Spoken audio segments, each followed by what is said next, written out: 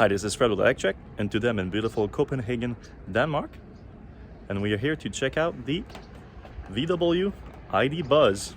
Come check it out.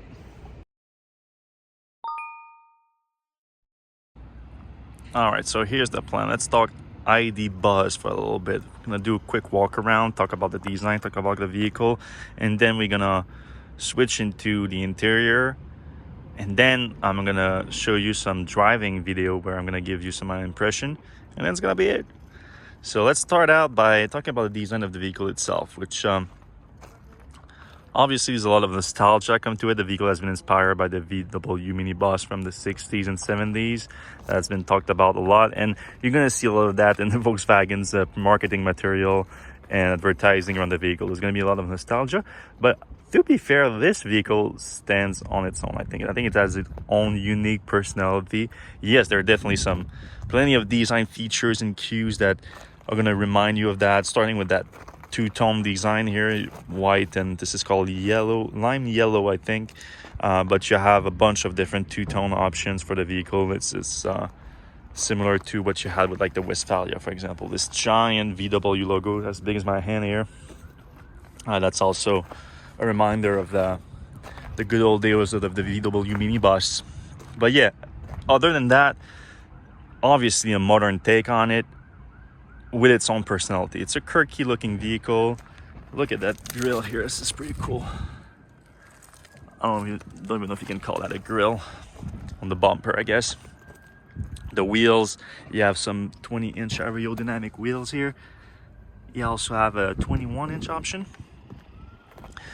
This glossy black design all around it here makes it sort of like a floating roof. This looks pretty cool in my opinion. Well, yeah, it is a fun looking vehicle. Like, it brings a smile to your face when you see it. It's not for everyone. It's for you. If it's not, it's okay. But other than the actual design of it, it's also an electric minivan, and there's not a lot of those out there. There's a Mercedes EQV, there's a few others maybe, but not like this one exactly. So it's sort of a very small segment that is going to be able to expand with this vehicle here, the VW ID Buzz. I'm quite excited about it. Let's try to figure out some features about it. Starting with, let's open it up. I have the key right here. I think you press this and boom. So let's start out with something very important here. The reason I'm in Copenhagen is this is the European version of the vehicle. Volkswagen has invited a few North American media to check it out, but the ID Buzz is not coming to North America, until 2024. And the version that's going to come to North America is going to be a bit different. It's going to be the longer wheelbase version. So you have the overhang here, so it's extremely short. This is just like the classic VW minibus. That's not going to change. It's only going to be a few more inches in the wheelbase. It's going to allow for a third row, which you don't have on this version, fortunately. They're going to start production of the third row next year, and then the year after that it's going to come to the US, also with a bigger battery pack. This version features an 82 kilowatt-hour battery pack with a 77 kilowatt-hour of usable capacity. It's going to be good for over 200 miles of range, but the longer wheelbase is expected to enable bigger battery pack too. That's likely going to come with longer range, rumored to be as much as 100 kilowatt-hour, so almost 20 kilowatt-hour more, well, depending on how much they take for the buffer, which I get is 5 kilowatt-hour for this version right now, so we'll see what it is for the bigger version. But yeah, so note that what that means is no third row for this one. It's only a second row, but you can get a good idea of what the interior is going to be like. Obviously, there's a lot of people that want to know about, like, oh, is there going to be a California version, which is for the VW van that they are selling right now. The gasoline powered version means a camper. VW is kind of tight-lipped on those things right now, but it's all things that we expect to happen in the future. They're just not going to reveal everything right now. This is the version that they're trying to sell right now, and they're doing a good job at it, because I think the first year is almost sold out already before any reviews of the unit is out. So this is a good sign for VW. But yeah, let's check out what it looks like with this second row configuration. You see here, all the interior is vegan. No animal product inside at all. And there's some nice little features like the lime yellow inside match the outside. You have the same thing here on the door panel on the other side. And I'm sure that one thing that people gonna want to know is like fold this thing back. So you just press this, put it down, and then it folds flat with this contraption I'm going to show you in the back. So it's technically flat, but it's not a fully flat system. We're going to get to that in a second. Let me show you the other side to get a better idea.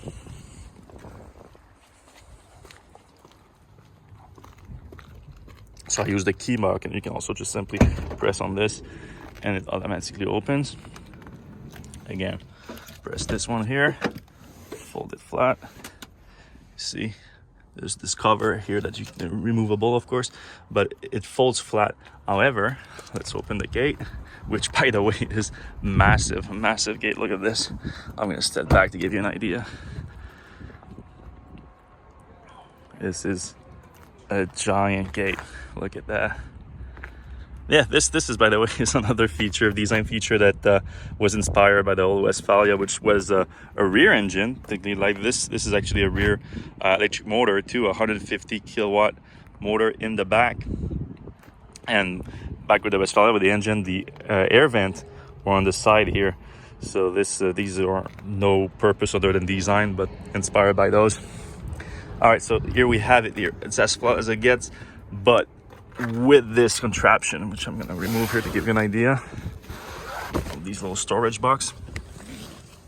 You can see this is made to be flat with the seats, because otherwise you can see it's not exactly flat. Obviously you can remove those and have a little bit more space, but these serve the purpose to make it flat. If you want to put like a mattress or something, do some camping, some electric camping. Because this part of the trunk is lower than the front, where this, well, actually higher if you remove the seats, because again of the rear motor versus the battery pack, which is a little bit thinner in the front. What else do we have here in the back? I'm trying to do this one take, guys, because I'm terrible at editing. You have, what is this right here? Oh, this just hit me. Oh yeah, this is the toe hitch in the back. You can pull it out like that. This is pretty sturdy, and I assume that if you pick it again, yeah, it folds right back up, and then you just, there you go. On the other side here, what do we have? 12-volt plug. Easy. So you can see that it's made for a third row seat here. These looks like armrests, a little ID Buzz design here, Easter egg. You have those all over the truck, and then some storage space. Here's some cup holder. It's really designed for a third row. It's just not there yet. Let's close this back up right here. Let's go check out in the back seat. If you're sitting in the back seat, you have to press this up, and then you're able to. Let's do the other side again. Just give you an idea. Plenty of room here in the back. I'm 6 foot tall, just over 6 foot, and I have no problem. Oh, is this already? Oh, I didn't click it back down. That's the problem. That's on me. So I'm just over 6 foot tall, and look at that. No problem. And this is pulled back to the front seat right now. No problem whatsoever. Same thing with the headspace. Plenty of room. So there's no cup holder in the back other than this thing here, which you pull like this. Feels a bit flimsy, but serves its purpose, I guess. Let's close the door to show you what it looks here. How it looks like on the inside with the door closed. So you have this little armrest here. Not bad. These are going to be future buttons for different features that are not yet available in this version, I guess. Here you have a nice little USB-C. Plenty of those all around in the car, or the van, I should say. and then another storage compartment on top of it. You have the center console, which is removable.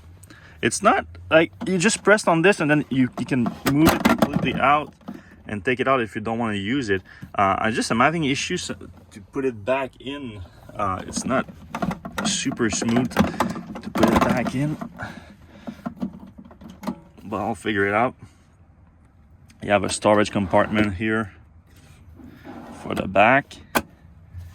But yeah, very nice experience for the back. Probably good for like for a family, or even if you want to use it as like a taxi service or something like that. But let's move. What would be super cool is a glass roof, which they haven't talked about a version having it just yet, but can you imagine a camper version of this with a glass roof? It would be awesome. All right, let's get into the front seat. Let me put my bag here. And let's get into the front. Well, let's look at the door first, I guess. Here, you have your control. They're very sensitive little touch buttons, but they serve their purpose. Plenty of storage in the door. Your tailgate button right here. Oh, one last thing I should show in the front too is this. Opening this up. Is there a frunk in the ID Buzz? Look at the overhang here. That should give you your answer. There's no frunk. Not really a problem. Cargo, plenty of cargo space in the back. This just gives you access here in the front so that you can change your washer fluid, and that's probably going to be about it. Unless you're a Volkswagen technician, you won't have much to do other than wash your fluid. All right.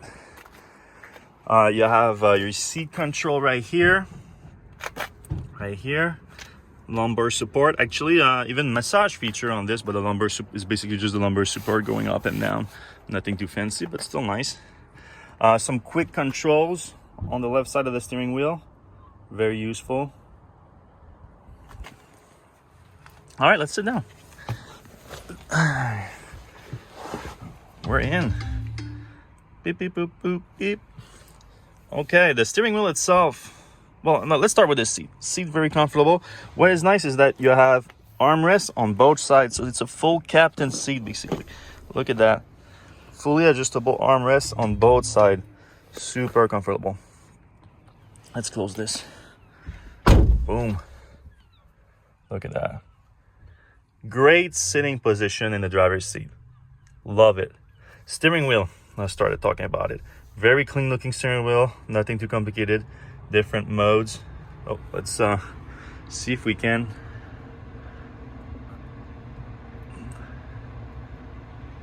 Get this. Oh, ID Buzz. Okay. There you go. Right here. Oh, it's all low already. Can we turn it? Just a little bit loud, but I guess.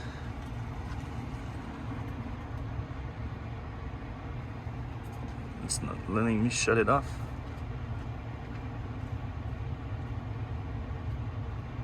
Well, something to figure out. If there's one thing I can complain about with this ID Buzz, which I love so far, is the software. The software is just not extremely user friendly. The good news is they know that Volkswagen know that they are a bit behind companies like Tesla when it comes to the software, and they've been heavily investing in it. The ID Buzz is completely upgradable through over-the-air software update. So over time, I expect the software to improve greatly, the user experience inside the vehicle. And yeah, I'm really looking forward to that, because my biggest downside right now so far with the ID Buzz and all the other ID vehicle from Volkswagen, the ID4, ID3, ID5, it's the software. It could be greatly improved. All right, going back to the wheel here, steering wheel. Cruise control setting on this side. Volume, voice command on this side. Very simple. Instrument cluster, extremely small, but it does its job. Gives you things like your range, your speedometer, things like that you would want in front instead of on the infotainment system. Speaking of the infotainment system, this is, I think, a 12-inch. It's the upgrade. I think standard is 10-inch, so not a big difference. You have your settings control for the fans, the climate control on one side, same thing on the other side. And so very simple slider. and then you have your volume slider in the middle here. What else we have? We have the pedals just like the ID4, the pause button and the play button, a nice little touch. Like I said, this is a vehicle that has some personality. It's a fun vehicle, and those little touch are nice. The stock, you have you're setting for of course, your turn signals and your lights and your fluids, your wipers, and this is the gear stock. So something very simple. You just turn it forwards or backward, up and down to control. Simple as that. The D and B, drive, and B for brakes is had the regen braking. I don't like that you have to do an extra step to get the regen. I think regen should be standard on all electric vehicles. It is a more efficient way to drive. Volkswagen have the option not to have it. It's actually not the option, it's the default. So maybe something to look forward to change the future with software update, making the regen the default, I think would be smarter. You have fans right here on top of the side. You have this here, like one of the reasons that's nice about the center console being removable, if you want to just not have it in your car and put your backpack or your purse here instead, you have your cup holders right here, so you don't have to worry about not having cup holders if you don't have your center console. So I think that's a nice touch. You have quick access buttons for opening the doors. Settings here, we can look into the settings a little bit if you want. In the user interface, it's pretty simple, pretty straightforward, but again, not extremely intuitive. Like, you have to get used to it, look into it. It's not like your iPad feel or your Tesla software feel. But you do have Apple CarPlay on this, so you can get the Apple experience instead. It's just that in terms of the standard OS, it needs some improvement. We use the navigation this morning through the drive. It's not bad. It's not great either. It's okay. On this side, again, you have armrests on both sides for the passenger seat too. That's awesome. Very useful feature in my opinion.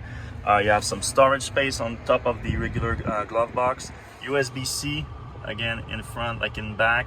For the driver's side, you have two USB-C right here. And this little pocket thing, you can put your phone in there, and it has wireless charging too if it's compatible with your phone. The sitting position that you have right here is, we're gonna get to that in a moment when I show you my footage from my driving experience, and I'm gonna do some voiceover with my driving impressions as I show you the footage.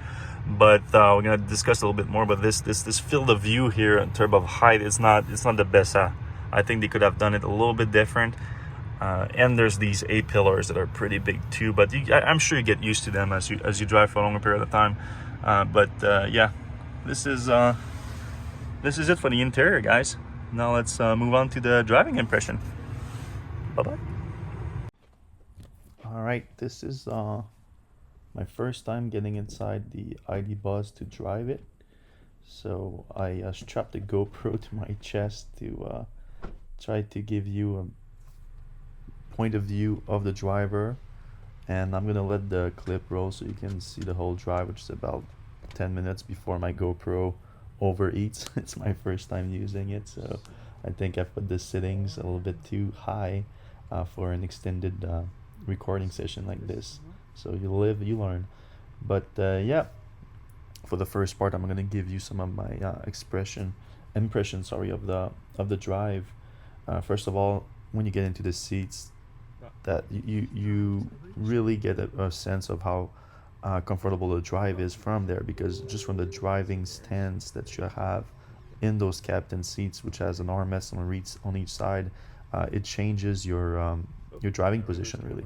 You can try to get a little bit closer and still get a 10-2, or you can have a much more relaxed, like elbows on the armrest, holding a steering wheel from the bottom, which is how you see most people drive, like minibuses, minivans. Here in this case, obviously, I'm trying to get out of the parking lot here, so a lot more movement. But Still, you can already see, you get a good look of the instrument cluster, which is very small but does the job. You get your speedometer on it. You get the settings for the cruise control that's going to show on the left side. That shows you your road for the lane keeping and the set speed of the traffic aware cruise control. On your right side, you have the center display, 12-inch center display, which is right now is on the navigation, which is okay. It does a job. In this case, we're driving. We have it set to drive to Sweden. We want to go to the south of Sweden real quick from Copenhagen. It's a short drive, and you drive across a beautiful tunnel and bridge, so that's nice. But yeah, as you can see, very relaxed driving position right now, and my main concern, and we're going to see it because I think there's a traffic light coming up, is how short the windshield is in terms of the height. As you get closer, you see, boom, the top light is disappearing. In this case, at least you have a bottom light, which is not too good. And you have to keep in mind that you're so close to the steering wheel right now because of the GoPro. My head is higher up and further back, so I really couldn't see the top traffic light unless I leaned forward, which I think serves as a great contrast versus how comfortable the seating position is, versus you have to make yourself uncomfortable to try to see up at the traffic lights, unless of course there's a one shorter, which is actually often the case in Copenhagen, which was nice, but as you probably know, a lot of places don't have that. Other than that, the suspension, solid suspension, very smooth ride that you have with it, and of course, even though if it's a large minivan, even though it is a large minivan, you have this battery pack that's very low to the ground, keeps you grounded to the vehicle, to the road, and even though like you might have some like wind effect on the large panels on the side, you don't feel that at all with the ID Buzz here because it's so grounded to the road. You have several different steering options, from a more comfortable to a more sporty version, but obviously this is not, you're not going to do any spirited driving with this vehicle with a 150 kilowatt motor.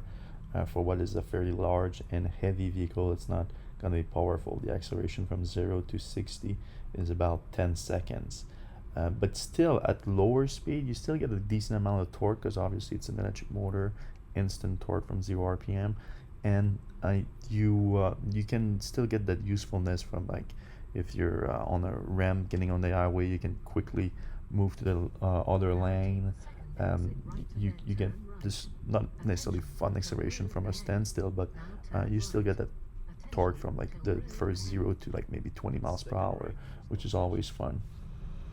One thing that I didn't really like about driving experience, especially coming from someone who's always driving electric vehicles and do enjoy regenerative braking, is that to engage a regenerative braking, it's on the gear shift. So when you put it in drive, you have to pull again on the gear stalk to get it to B instead of D. B for braking, for regenerative braking. So I think that's obviously Volkswagen is trying to appeal to a broader part of the market here, and people that aren't necessarily used to electric vehicles, used to regenerative braking. But I think regenerative braking is definitely an advantage for electric vehicles, and people should get used to it. And I'm not sure just how quickly people are going to get used to it if they need to always be reminded to actually put it in a mode that's going to engage regenerative braking. So I think that's something that Volkswagen should change with software update over time, and just make it a standard feature that you can deactivate if you don't like it. But I think most people should enjoy it because it just makes your drive more efficient. And while you cannot quite achieve one pedal driving, I think with the way that the regenerative braking is programmed, you can get pretty close to it, which is nice.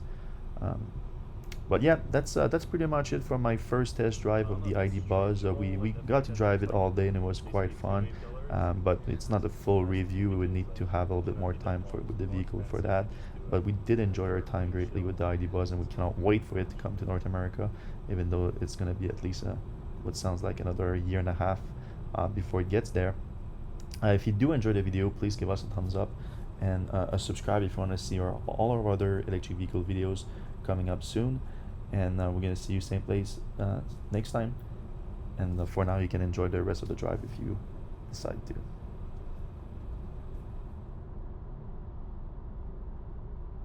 It is smooth though.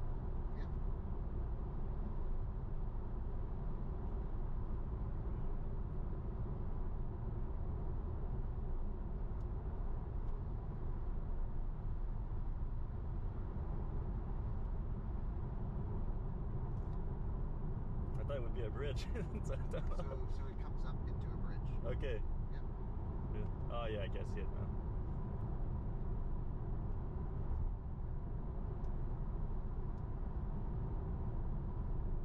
Oh, do I see it, or is that short? Oh no, I can't see it.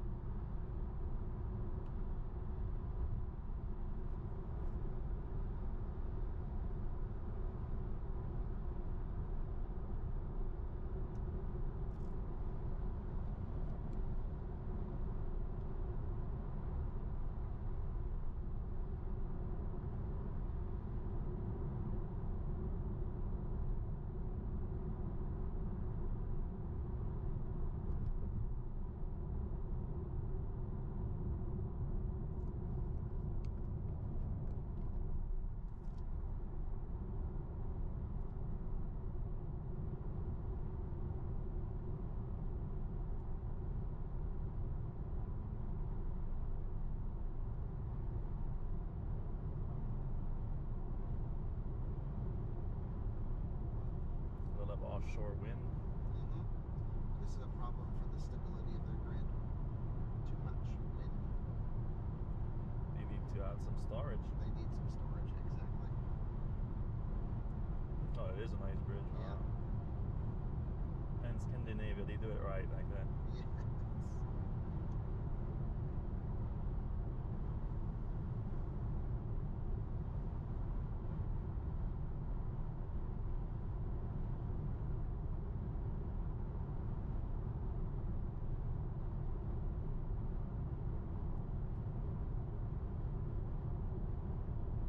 I think it's gonna be my first time in Sweden, I think.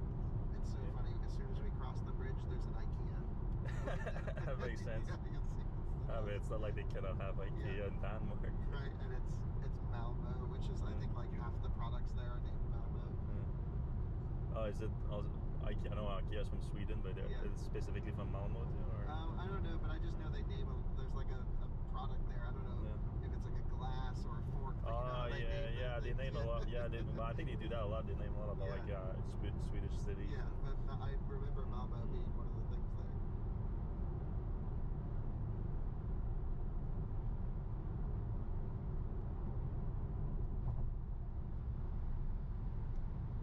But it was my first time in Copenhagen too. Oh yeah. Cool city. Yeah. So much electric infrastructure. They have DC fast chargers all over the city that are just for the taxis. Yeah, that's right. Is it Copenhagen that had like oh no, it's Amsterdam that had a used fleet of Tesla taxis. Right. Yep. I saw a few there too though. Yep. Model Ys, Model 3s, and just every electric car, EQB, EQA. Yeah, I saw EV6 taxis there. I was surprised. Ioniq 5s, everything. But I like the vibe of the city. Like for a relatively big city, it's very chill. It is very chill. We did not. Alyssa and I last year when we came through, we really didn't like it so much. But I think it was the weather. It was rainy and cold, and everyone looked sad. When this did trip's you go? so different. What time of the year? September. Yeah, so right around now. Okay. Yeah, we went up to Norway for a couple weeks, looked at infrastructure and different cars and stuff.